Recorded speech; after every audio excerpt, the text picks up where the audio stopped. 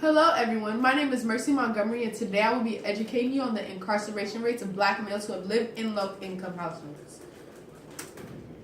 Our story as African Americans began when we were stripped from the shores of Africa and brought here to the land of the free. Now, after some time, the 13th Amendment was produced, which basically gave slaves their freedom with one clause. Everyone was free except for those who have committed a crime. That's when they began to criminalize us and make us seem like a predator. From slave to criminal in one amendment. What's the difference between now and then? The difference is cell phones, computers, laptops. We are able to see what's going on around the world with the click of a button. This has caused us to be more aware of the injustices that go on today, such as police brutality. What is a low-income family? A family of four making less than $23,624 is considered poverty level.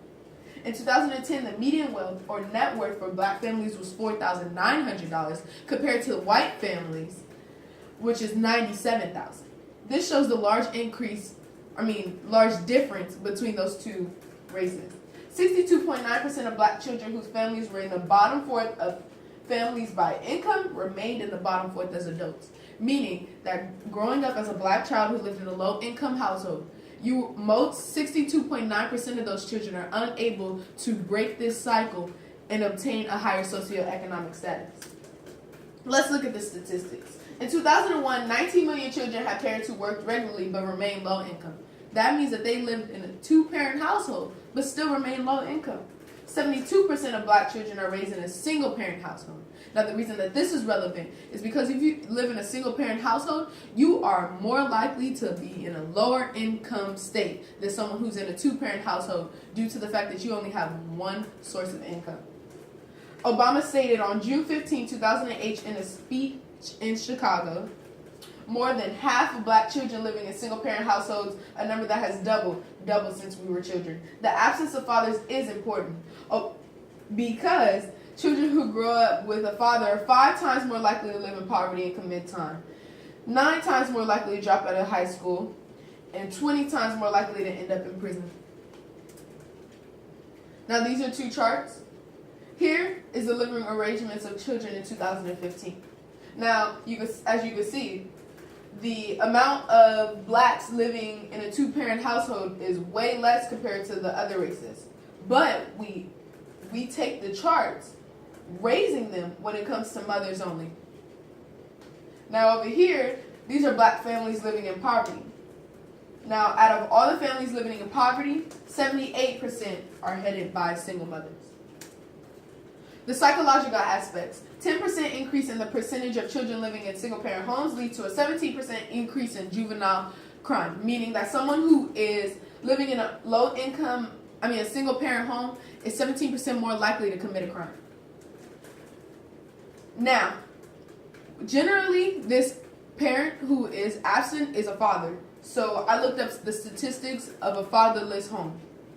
A child is 5 times the average suicide rate, dramatically increased rates of depression and anxiety, 32 times the average rate of incarceration, decreased education levels and increased dropout rates, increased rates of divorce and relationship issues, and increases in social and mental issues.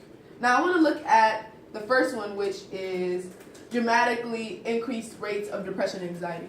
When I read this, I think about my own self. Living in a single-parent household, a product of only one mother, I often, when I was younger, used to question the reason that my father wasn't in my life. I would think, was I not good enough? Did he not want to be there because I was born? And etc. So this causes, these questions that you're pondering can cause a large difference in your mental health. Increased rates of divorce and relationship issues. Now, the reason this is because you're not seeing a healthy relationship, you're seeing a broken home. And because the only thing we know how to do as humans is mirror what we see. So, of course, everyone can live a different path, but you are more likely to have relationship issues. Role play by police. Blacks are between 1.5 and 5.2 times more likely to have their car searched by white drivers, meaning that they are more likely to be caught in a crime that they commit. Offenses made by blacks are more likely to lead to arrest, meaning that a white and a black could commit the same crimes But because one is black and one is white, the other one, because most police officers are unknowingly biased, the black will go to jail for the crime.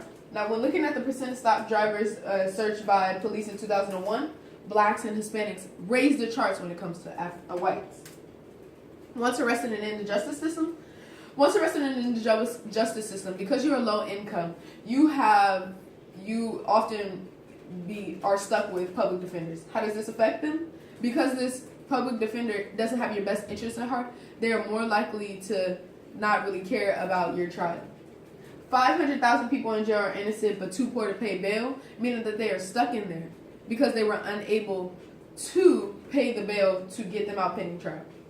Black Americans are more likely to be offered a plea deal that includes prison times, and they often take this deal because they are afraid of maximum sentencing.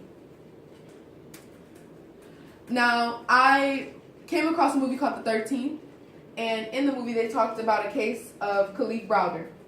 He spent 3 years of jail time without trial and was given a plea deal. He did not take this plea deal because he wanted his name to be clear.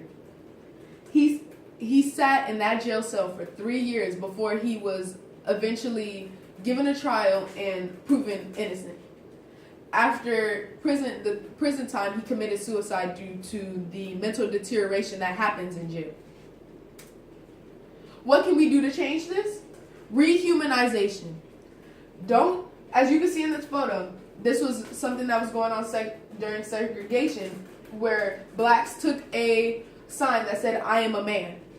Now, I understand that for the most sense, we are all human, but we are considered a different human now. Black does not equal the enemy. We are not super predators or menaces of the law. We are humans just like you. Do not fear me. Thank you for watching.